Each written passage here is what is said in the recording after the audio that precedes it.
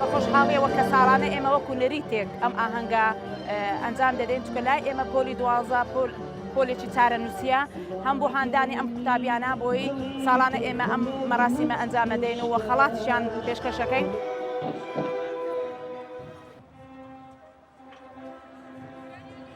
دوای 12 ساڵ لە ماندیبوون توانیمان ئەنجامێکی باش بەجێبێنین. هیوادارم بتوانم لەو بەشێکەتیدا خزمەتی وڵاتەکەم بکەم و کوردستان زیاتر پێش بخەین. 11 ساڵ ئەس vê قوتابخانەت خوێنم. ئەڤڕۆ ڕۆژە دەرچوونە مەیە ئینشاءڵڵا دێگەینە هەموو ئەوەتت خۆی ئینشاءڵڵا کوردستانیشی پێشکەوێت. يلا بس سريعين. حاضر بن حاضر. حاضر هذي. يك دو. سير.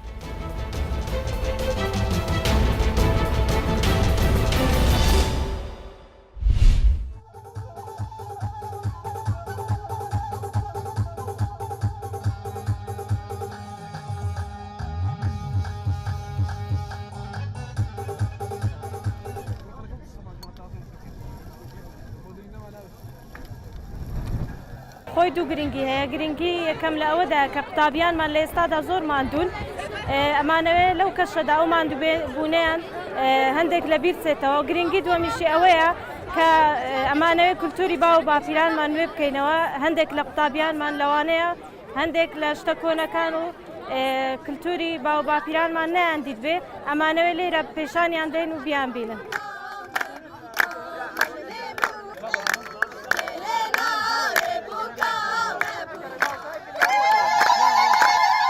گەلێک سوودی هەیە یەکێک لەوانە لە هەرە سوودە گرنگەکانی ئەوەیە قوتابی بە درێژایی ساڵ مەلەل بوو لە خوێندن تۆزێک لە کەشەهەوای خوێندن دوور دەکەوێتەوە.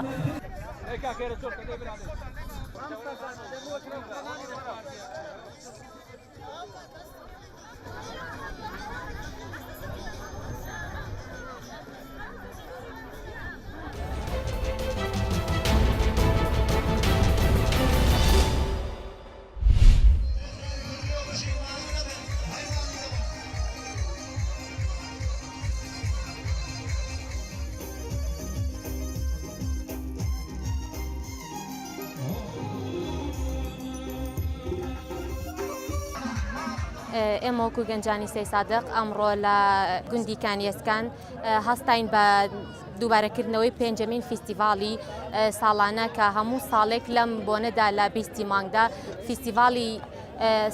فیستیڤالێک ئامادە دەکەین کە لەم فیستیڤالەدا وەک ڕێکخراوی کوردیۆ چەندین چالاکیمان ئەنجام داوە.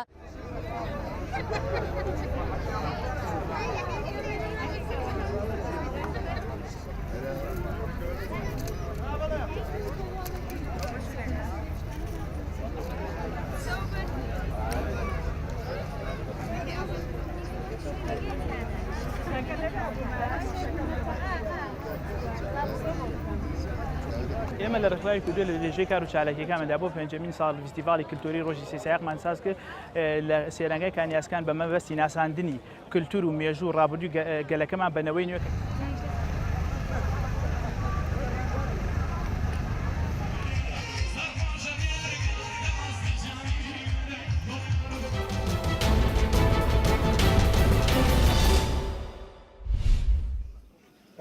ادیب شب و روز خلقی ما افغانی براستی چه لذت و بین چه لنگر بین چه اول اروپا بین اونا دوتن چاقی و چه عادی سری کردن کسی ننیفساندی نبود تاریخ يعني بس حركة روبي سر سورة صارخ بقد سورة هندر سورة دو يعني بس حتى نك سورة عمل كر بس هو حي صار نشر دو سورة دو دبي ما تتواجد توقفين هوا برلمان تدور بيرو توقف ايصال ناسو ما جو ام الفدرة حاليا كروكا مال خابجي وأما وتخازن وتشتي مستقبل توثيق كان بكن بلجاك وهالجرن جبوا أمكان من بيشر وجد فائدة كجيب بكن أم جبي حتى أنا أم رازين يعني براستي خلق مال أوروبا جي